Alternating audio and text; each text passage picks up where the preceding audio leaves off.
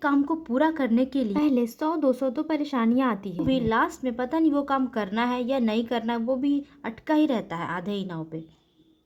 इसके दामाद अनिल को, जिसको घर में खाने को पैसा नहीं था, वो अपनी वाइफ के पैसा चुरा कर दारू पीने जाता था। वो उसके पास अब इतना पैसा है कि वो ब्लैकमेल कर रहा है अपने ही ससुर को कि अपनी ही साली को वो किडनैप करा देगा। जिनके भी सर के ऊपर शादी का भूत सवार है ना, देख लो, बेटी की शादी करो, दामाद आएगा। अब दामाद चाहता ही नहीं कि दूसरी बेटी की शादी हो, चाहता जिंदगी बर्बाद तबाह। अनिल अदिति को धोखा देना चाहता था दोबारा और उसे परेशान करना चाहता था, टॉर्चर करना चाहता था, लेकिन वो कर नहीं पाया अपना मर्जी का काम। तो अब वो पूरे फैमिली को करेगा, मतलब उसके पास कोई और काम है ही नहीं। वो अपना पेट सही से नहीं पाल पा रहा था और उसके पास पैसे इतने आ गए हैं कि वो पता नहीं क्या ही काम करने लग गया है, चोरी करने लग गया है, किडनैपिंग कराने लग गया है।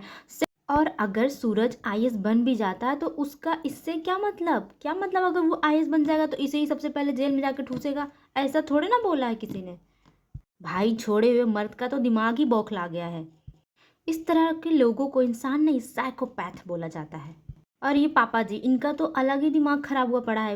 लोगों को नहीं बताएंगे कि क्या चल रहा है, क्या होने वाला है, क्या परेशानी आने वाली है। और जब परेशानी हो जाएगी, जब बेटी किडनैप हो जाएगी, तब बताया जाएगा कि हाँ इसलिए किडनैप हुई। पहले बताना चाहिए था, सारे बैठ के मिलकर सॉल्व कर लेते। मुझे यही परेशानी समझ नहीं आती सीरियल की। मतलब एक पर पता चला है कि ब्लैकमेलिंग हो रहा है तो सारे परिवार को बताना चाहिए, बिना बिना विलन को पता चले। जब तुम इतने अच्छे इंसान हो के विलन से मिलने जाते हो, अगर वापस आके ऐसा इनोसेंटली शो करते हो कि तुम एक अच्छे इंसान हो, विलन से मिले ही नहीं, तुम्हारे ऊपर ब्लैकमेलिंग हो ही नहीं रहा, तो उतने ही एक्टिंग करो अपनी फैमिली को बताकर विलन के सामने कि मैंने बताया ही नहीं। पूरी फैमिली को बताओ, उसको सॉल्यूशन निकालो, उस पर काम करो। तो नहीं, जब कहानी खत्म हो जाएगी तब जाकर फैमिली को बताया जाएगा कि मेरे साथ ब्लैकमेलिंग चल रहा था।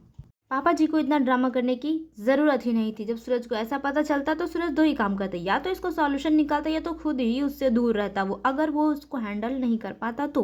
लेकिन ज़्यादातर मामले में सॉल्यूशन ही निकालता प्रॉब्लम का, जो कि सही भी है। लाइफ में प्रॉब्लम आता है तो सॉल्यूशन ही निकाला जाता है, उसके पीछे नहीं खड़ा हुआ जाता है, उसके लिए नहीं खड़ा हुआ जाता है। मतलब राइटर ने सोच लिया है कि इस छोड़े हुए मर्द को कहानी से हटाना है, या मार देना है, या जेल भेज देना है, पूरी इसकी कहानी एंड कर देनी है छोड़े हुए मर्द को से, इस सीरियल से।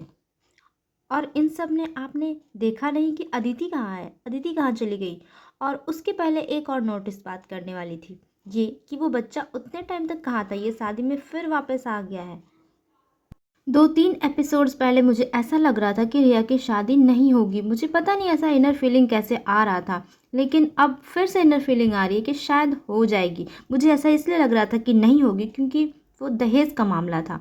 तो मुझे लगा कि इन लोग, ऐसा इंसान दहेज तो नहीं देगा, लेकिन इन लोग दहेज देने के लिए तैयार हो गए। उसके बाद भी मुझे लगा कि किसी तरह तो ये शादी टूटेगी ही, क्योंकि दहेज का मामला इसमें है।